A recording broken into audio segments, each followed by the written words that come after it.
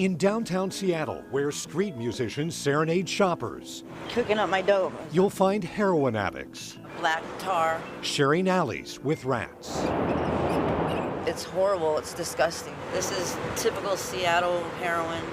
You get just a little shot for $10. 35-year-old Cheyenne has been shooting up for 15 years, and every syringe of heroin is a game of Russian roulette. Because you never know what you're gonna get. Some is really potent, some is not. You never know. You could get stuff that's not even real, and it kill you.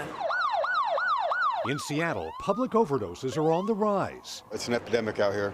in places you might not expect. Just about an hour ago, I was woken up by two very sweet employees at the Nordstrom's family restroom in the top floor. I made up a shot that would have killed me for sure. In places you shop, Seattle's heroin addicts are shooting up. Yeah, I've died lots of times. I've been brought back to life by firefighters, EMTs, and friends also using Narcan. How many times? I can't, more than I can count. In places you eat, you'll find some people more interested in a hideaway for a hit than a hamburger. If you buy something at McDonald's, for instance, you can get in the bathroom. Dawn Roth and India Campos have a common demon. Both are heroin addicts, now on methadone. The wristband is proof of Dawn's recent relapse and latest heroin overdose. She nearly died at Harborview Medical Center 2 weeks ago. Where were you when you overdosed? I was out on Marginal Way in the Arco gas station. Dawn isn't alone. In Seattle Fire Department records requested by KIRO 7, we mapped out the precise locations of 2,677 overdoses over the past 2.5 years. The number and the rate of heroin overdoses, non-fatal and fatal, are clearly the highest in downtown Seattle. The vast majority are in public places, including City Hall, the Central Library, Municipal Court, downtown Macy's, the Nordstrom flagship store, and Met Market in Queen Anne. How many times have you overdosed? Twice. And I've had one stroke, yes, sir. In fact, every addict we met said they had OD'd. Do you believe it's underreported, the number of overdoses in Seattle? I know it's underreported. Only half the time is 911 called. Dr. Caleb Banna-Green is considered the area's foremost authority on opiate addiction. About 3/4 of all fatal overdoses in King County involve an opiate of some kind. The majority of drug overdoses are heroin. And those odds of an overdose increase dramatically for those addicts who've been released from jail after 5 or more days. Physical tolerance, their body's ability to handle opiates drops, and it drops in as little as 5 days. They come back out and they use it that old amount, but their tolerance is down here, and they overdose and die. Overdoses are overloading Seattle Fire, and at what we've learned is a minimum of $2,000 a call, costing taxpayers millions. It's also affecting business. With addicts overdosing in their bathroom, employees of restaurant RN74 tell me they're fed up.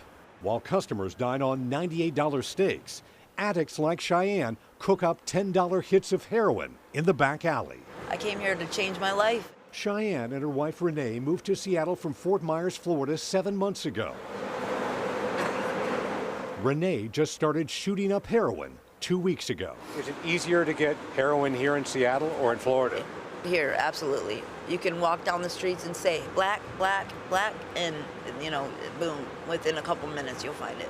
Seattle's so-called street scene is a big concern for Tom Norwalk of Visit Seattle, who's tasked with trying to attract conventions. The street scene is going to hurt us. It can catch up with us. It hurts our brand. It hurts the impression of the city. While he pitches Seattle and the Space Needle, heroin needles litter the streets. Ambassadors with the Downtown Seattle Association spend their day cleaning up syringes and their orange caps. This September, they picked up 518 needles, 213 more than September of 2015. There was a needle that someone used for heroin right there. Leroy Shoemade has been selling menswear in downtown Seattle for 36 years. Clothes. The unique people. His next fleet wasn't his underwear. This you can wear on stage with anything. Shoemate has seen the styles change, but the struggles on the street continue. Christmas is coming. Christmas in Seattle is a beautiful thing. Self-proclaimed junkie Towner Buck is homeless, hooked on heroin, and takes advantage of Seattle's needle exchange program. If we didn't have the needle exchange, we'd be, stealing from pharmacies. He welcomes the idea of safe injection sites in Seattle. I'm a supporter of the idea. Places like this one, KIRO 7 visited in Vancouver, BC, where addicts can shoot up, with medical workers standing by to handle overdoses and offer drug treatment. Leroy Shoemate isn't buying it. I mean, it's like taking you to the hospital so you can do drugs. That doesn't work for me. It is valuable in and of itself to keep that person alive and not getting an infectious disease for that day. And it is also valuable as it is the front door into potentially a longer pathway into recovery. As they scour the streets for their next high, addicts like Cheyenne know it could be their last hit. I've had 3 friends that died in the last year from heroin. Homeless, hopeless, and willing to die for heroin in the Emerald City. It's ratchet. It's a monster.